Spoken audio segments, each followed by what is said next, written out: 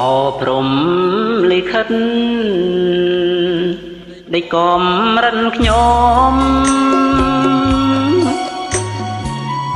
អើយរងទុកធំដូចភ្នំ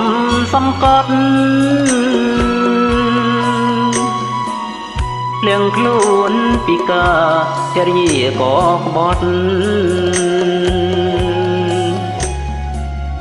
ដៃអបជឿច្រត់សានកំសន្ក្រៃអូនជើងទៅត្រង់សំគង់តាមផ្សារដៃទាំងទ្វេហាសំពីងសំទៀនអាប្រែជាឈ្ងុយស្អុយក៏មិនហ៊ាន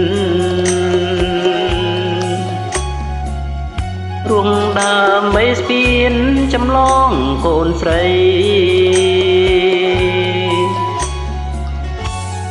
នា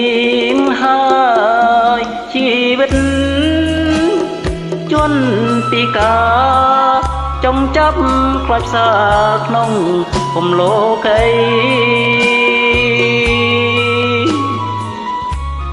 តាយរងមែនពិតជីវិតអិនអីស្រីចិត្ត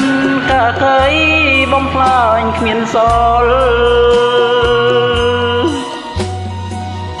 ហើយចង់ទ្រាំរងតាមកម្មវាសនាលាស្រីសាវាក្រមុំសំណល់ហើយហើយរៀងហើយស្នេហ៍អង្គុសលសូមកុំអើយយល់លាក្រុមជាតិ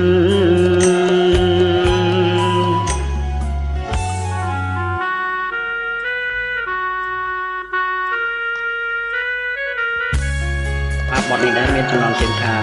ជំនួយជនពិការទោះមិនបើយើងពិការអញ្ចឹងមានអ្នកណាគេមករស់នៅជាមួយយើងបាទនេះគឺជាបទចម្រៀងពីជីវិតពិតនៅក្នុងបទចម្រៀងនឹងបាទក៏ដូចជានៃរឿងជីវិតពិតរបស់ខ្ញុំដូចគ្នាបាទមិនខុសពីបទចម្រៀងនោះទេបាទ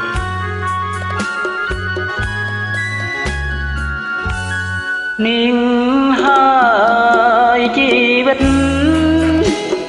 ជន់ពីកា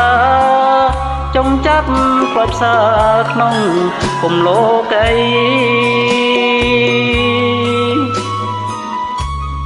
កាយរង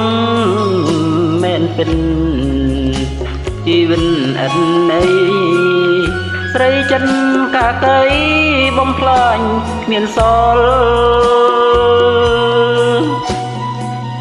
ហើយចង់ទ្រាំរងតាមកម្មវាសនាលាស្រីសាវាក្រមុំសំណល់ហើយហើយរៀងហើយស្នេហ៍អង្គុសលសូមកុំអើយយល់លាក្រុមជាតិ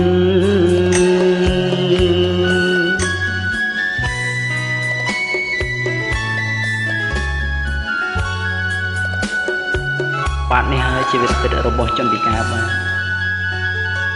គាត់តែវិប្បដិសារីតែប៉ុណ្ណោះបាទមិនដែលស្គាល់ថាភាពសប្បាយទេបាទប៉ុន្តែនេះខ្ញុំសូមផ្សាយជូនដល់បងទាំងអស់ដែលជា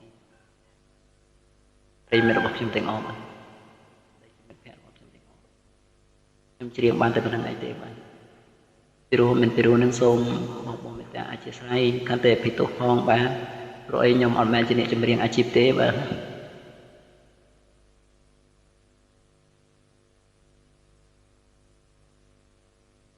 ជីវិតពិតរបស់ជនពិការបាទគឺដូចអត្ថន័យនៃបទចម្រៀងនឹងអញ្ចឹងដែររស់ពិបាកជាងស្លាប់